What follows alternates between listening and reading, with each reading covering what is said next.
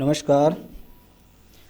आपने ये birth detail दी थी 24 अप्रैल 1971, 9:50 से 10 बजे के बीच का आपका जन्म का समय है। और मैंने आपसे आपके लाइफ के इवेंट्स, शादी हैं, बच्चे के इवेंट्स मैंने इसमें देखे थे। तो मेरे हिसाब से आपका जो जन्म का समय है वो 9:56 या 9:57 के आसपास का है।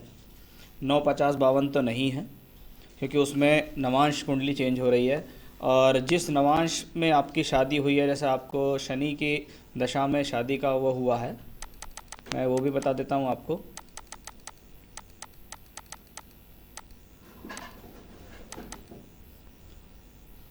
आपने शादी की डेट दी थी 5/5/96, और शुक्र में शनि की दशा में शादी हुई। और शुक्र में शनि में यहाँ शादी दिखाई देती है, जबकि इससे पिछले वाला नवांश है उसमें शादी दिखाई नहीं देती। इसलिए मेरे हिसाब से आपका जन्म समय जो करेक्शन है वो ये है।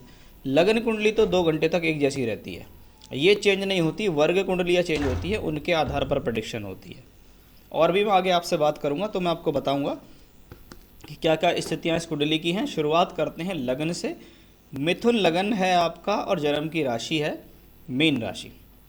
मिथुन लगन एक मेहनती लगन है, साथ ही साथ योजनात्मक लगन इसको कहा जा सकता है, क्योंकि ये वायु तत्व राशि का लगन है। और इस प्रकार के व्यक्ति योजना बनाने में साकार होते हैं, या इनको किसी योजना वाले कार्यों में जोड़ें जिसमें ये मैनेजमेंट संभाल सकें, तो ऐसे व्यक्ति इन कार्यों में दक्ष होते हैं। आपकी राशि का मालिक बृहस्पति है, और बृहस्पति और बुध अपने आप में दोनों ही ज्ञानी ग्रह हैं। लगन का मालिक और राशि का मालिक दोनों ही ज्ञानी ग्रह अपने आप में एक अच्छी स्थिति को शो करते हैं। यानी व्यक्ति सामाजिक रूप से भी समझ रखता है और कैलकुलेशन वाली समझ भी रखता है, क्योंकि बुध एक गणितज्ञ है। तो दोनों प्रकार की समझ रखने वाला व्यक्तित्व है आपका। आपके लगन का मालिक जो है वो एकादश भाव में बैठा हुआ है। 11वां घर लाभ का घर कहलाता है। यानी लगन का 11वें घर में बैठना व्यक्ति को जीवन में लाभ से जोड़ता है। ये एक अच्छा राजयोग है। साथ में बैठा है इसके बुध, तो यहाँ बैठा ही है। साथ में है शनि। शनि अष्टमेश हैं। लग्नेश, चतुर्थेश और अष्टमेश का एकादश में संयोग जब हो जाता है तो व्यक्ति को कहीं ना कहीं से पैतृक संपत्ति का लाभ मिलता है। साथ ही साथ स्वयं के बल पर भी व्यक्ति संपत्ति बनाने में सक्षम होता है।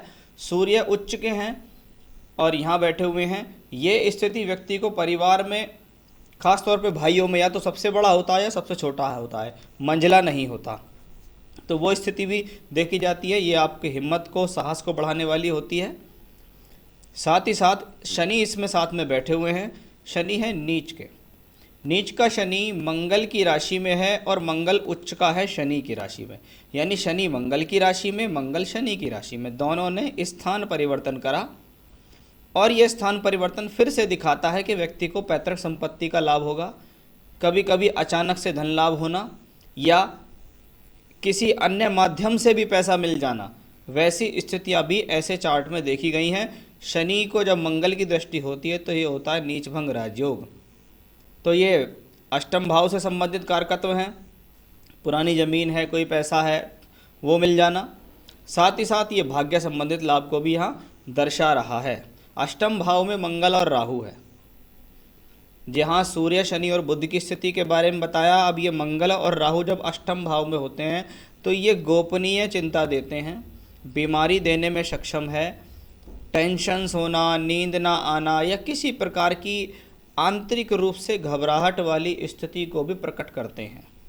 तो वो स्थिति यहाँ दिखती है। लेकिन जब मंगल षष्ठेश होकर अष्टम भाव में उच्च का होता है तो ये स्थिति आपको साहस भी प्रदान करती है। आपको घबराने की स्थिति में आपको ये हिम्मत प्रदान करती है कि समय समय पर आपको किसी न किसी प्रकार से पावर मिलती रहेगी। मंगल एकादशेश होके अष्टम में है, यानी फिर से किसी प्रकार का अचानक से धन लाभ होना। शुक्र और चंद्रमा इस कुंडली के लिए सबसे बेहतरीन ग्रह। और शुक्र बेहतरीन क्यों है वो भी मैं आपको बताता हूँ। देखिए, शुक्र की दशा 1983 से चली। जब आपकी उम्र 12 वर्ष की थी तब से ये आपकी ज़िंदगी में आई, और 20 साल की महादशा 12 वर्ष से 32 वर्ष तक। शुक्र पंचमेश होके उच्च के हैं और दसम भाव में हैं। साथ में धनेश चंद्रमा है।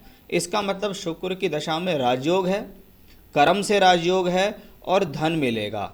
और यही वो समय है जिसमें आप अपने जीवन में कार्यरत हुए, आपको काम मिला, साथ ही साथ सरकारी नौकरी में आप पहुंच गए। शुक्र की स्थिति लगभग सभी जगह बेहतर देखी गई है। यहाँ भी आपकी कर्म कुंडली जो है, इसमें भी आप देखिएगा शुक्र और शनि ये दोनों के दोनों प्लैनेट 8वें घर में राजयोग बना रहे हैं। तो ये स्थिति ठीक है। यहाँ छठे का मालिक छठे घर में है, शुक्र साथ में बैठा हुआ है, नौकरी आपने उस दौरान प्राप्त करी है, वो भी सरकारी नौकरी। उसी दशा में आपकी शादी भी हुई है, उसी दशा में आपको संतान भी हुई है। इसलिए शुक्र यहाँ संतान कारक है, पंचम भाव का मालिक है, पढ़ाई भी करा रहा है, नौकरी भी दिला रहा है, सुख साधन भी दिला रहा है, शादी भी करा रहा है, बच्चे भी दे रहा है। इसको कहते हैं उच्च के शुक्र का लाभ। जब ये दसम भाव में होता है तो इसके अंदर एक आदत होती है, ये व्यक्ति कैसी भी परिस्थिति में पैदा हो लेकिन समय समय पर उसको अपने जीवन में अच्छे खासे सुख साधन जोड़ लेता है। नवांश कुंडली थोड़ा सा प्रॉब्लमेटिक है। इस कुंडली की नवांश को मैं वैवाहिक जीवन के लिए देखता हूँ। यहाँ दो अशुभ ग्रह आमने सामने, सूर्य और शनि, साथ ही साथ विवाह का कारक शुक्र राहु केतु एक्सस में नीच का है। ये वैवाहिक जीवन में हस्बैंड वाइफ के बीच में वैचारिक मतभेदता के लिए है। अष्टम भाव में भी दो अशुभ ग्रह बैठे हैं, राहु और मंगल, तो ये इंडिकेशंस भी इस चार्ट में बार बार आता है। बृहस्पति दशम भाव कर्म भाव का मालिक होके छठे घर में बैठा है, यानी छठा घर नौकरी का है, पत्नी स्थान का मालिक है, फिर छठे घर में फिर आर्गूमेंट्स को शो कर रहा है। लेकिन यहाँ अकेले बृहस्पति ने चंद्रमा को भी देखा है और धन भाव को भी देखा है, और बृहस्पति धन के कारक हैं। यानी ईश्वर कृपा से आपके जीवन में भले ही कैसी भी स्थिति हो लेकिन पैसे से संबंधित स्थितियाँ कभी अटकेंगी नहीं। कुछ ना कुछ साधनों से आपका काम ये कराता रहेगा। ऐसा ग्रह ये अपने आप में बहुत बेहतरीन है। थोड़ा सा आंतरिक चिंताएं, गोपनीय चिंताएं और बीमारी देने में ये बृहस्पति सक्षम है। तो ये तो रही आपकी कुंडली की स्थिति, ग्रहों की स्थिति। अब बात करता हूँ मैं दशा की। देखिए, दशा का मतलब है कभी कोई दशा निकल गई, ठीक है, लेकिन वर्तमान में जो दशा आ रही है वो आपको फॉलो करती है। जैसे आपको मंगल की महादशा शुरू हो गई, अप्रैल 2019 से मंगल की महादशा शुरू हुई, और मंगल इस कुंडली के अंदर 2 स्थान का मालिक है। छठा घर रोग ऋण रिपु, यानी आपको ये दशा बीमारी देगी, गोपनीय चिंता देगी, परेशानी देगी, शारीरिक और मानसिक परेशानी दोनों देगी। मंगल की दशा 7 साल की होती है, तो वो देने में सक्षम है, क्योंकि मंगल षष्ठेश होकर यहाँ बैठा हुआ है और नीच के शनि की दृष्टि भी है। तो हो सकता है मंगल की दशा में आपके शरीर में कोई बड़ा रोग पल रहा हो पहले से, या छोटे मोटे कुछ रोग ऐसे होते हैं जिसको व्यक्ति अवॉइड करता है। डॉक्टर भी कह चुका होता है कि आप एक काम करना, इसकी सर्जरी करवा लेना कभी भी, चाहे वो इंटेस्टाइन की प्रॉब्लम हो, आंतों से संबंधित कोई रोग, पेट से संबंधित कोई समस्याएं, या कोई पाइल्स का रोग, या कुछ भी छोटा मोटा चीरा टाँका लगने के भी योग इस 7 साल की दशा के अंदर हैं। मंगल बैठा है छठे का मालिक होकर 8वें घर में, विपरीत राजयोग की परिस्थिति में बैठा हुआ है। अब विपरीत राजयोग वाला ग्रह है ये मंगल, यानी विपरीत परिस्थितियों में अचानक से लाभ देगा। अष्टम भाव में अष्टमेश से राशि परिवर्तन है, यानी मंगल ने एक चीज़ को दिखाया है, एक तो अदर सोर्स ऑफ इनकम, किसी अलग तरीके से पैसा कमाना। नौकरी तो आप कर ही रहे हैं, उसके साथ साथ हो सकता है आपको कोई अंडर टेबल पैसा मिलने की भी स्थिति बन जाए, या सरकारी नौकरी में काम करते हुए किसी अलग प्रकार का कोई प्रलोभन या पैसे की स्थिति बन सकती है। लेकिन जब अष्टम भाव में मंगल राहु के साथ हो तो आपको थोड़ा सा सावधानी बरतनी पड़ेगी। हो सकता है आपके पास पैसे के ऑफर आएँ, लेकिन उनको पकड़ने के लिए थोड़ा सा ध्यान रखिएगा, ऐसा ना हो कि कोई आपके खिलाफ कोई साजिश करे। मंगल नवांश कुंडली में भी धन भाव में उच्च का है और दशमांश कुंडली में भी धन भाव में है। इसका मतलब मंगल की दशा शारीरिक और आंतरिक रूप से तो कष्ट देगी, लेकिन अगर ऐसे समय में आप कोई अलग काम करते हैं तो ये आपको नुकसान नहीं होने देगी। और आपके एक सवाल का जवाब, 4 व्हीलर लेकर टूरिस्ट के काम पर लगाना चाहता हूँ, आप बिल्कुल यहाँ लगा सकते हैं, आपको ऐसी यहाँ कोई प्रॉब्लम नहीं आएगी। ईश्वर कृपा से नुकसान तो नहीं होगा। मानसिक शारीरिक संघर्ष ज़्यादा है, उसके बारे में मैंने आपको बता दिया। हेल्थ इश्यूज भी दिख रहे हैं। डूइंग गवर्नमेंट जॉब लेकिन बचता नहीं है। देखिए, अगर सरकारी नौकरी तक सीमित है तो अब कुछ सोर्स ऑफ इनकम आपके बढ़ेंगे, ये मंगल की दशा में दिखाई दे रहा है। 2 बेटी हैं, उनका भविष्य कैसा? देखिए, सप्तांश कुंडली संतान के लिए देखी जाती है, यहाँ लगन में उच्च का बृहस्पति है, मंगल भी साथ में है। तो प्लेनेटरी पोजीशन सप्तांश कुंडली की तो ये कहती है कि भाई आपके बच्चे जीवन में अच्छा सर्वाइव करेंगे। इतना ही पिता की कुंडली से पता लगता है। बाकी हर बच्चे का अपनी लाइफ में अलग इंडिविजुअल कुंडली होती है, वो अपना अलग भाग्य लेके आता है। तो जैसे आपकी कुंडली का हमने एनालिसिस कराया, आप अपने बच्चों की कुंडली का भी एनालिसिस इस प्रकार से करा सकते हैं। तो ये था आपका हॉरोस्कोप। मंगल की 7 साल की दशा आ रही है। अभी मंगल में राहु निकल गई, मंगल में बृहस्पति चल रही है और बृहस्पति सितंबर 20 से शुरू हो रही है। तो आप चाहें तो सितंबर के बाद से अपना ये वाला काम कर सकते हैं जो टूर ट्रैवलिंग वाला आप काम कह रहे हैं। अभी आगे जितने समय में भी दशा आपको आ रही है, इसमें मैं आपको एक चीज़ बताऊं, क्योंकि दशा तो टफ है, इसमें तो कोई संदेह नहीं है, लेकिन टफ दशा में भी लाभ मिलता है। और दशा जब टफ होती है, इसको कहते हैं बहुत अत्यधिक मेहनत और जद्दोजहद से लाभ। यही होता है अच्छी और बुरी दशाओं में फल। अब आपको नियम से कुछ उपाय ऐसे हैं जो करने होंगे। जैसे आपको हनुमान जी से संबंधित पूजा पाठ अवश्य अपने जीवन में डालनी होगी। मैं तो आपको एक ही पूजा बताऊंगा। आप सुबह उठें, नहाए धोएं, लगातार 7 बार हनुमान चालीसा का पाठ करें।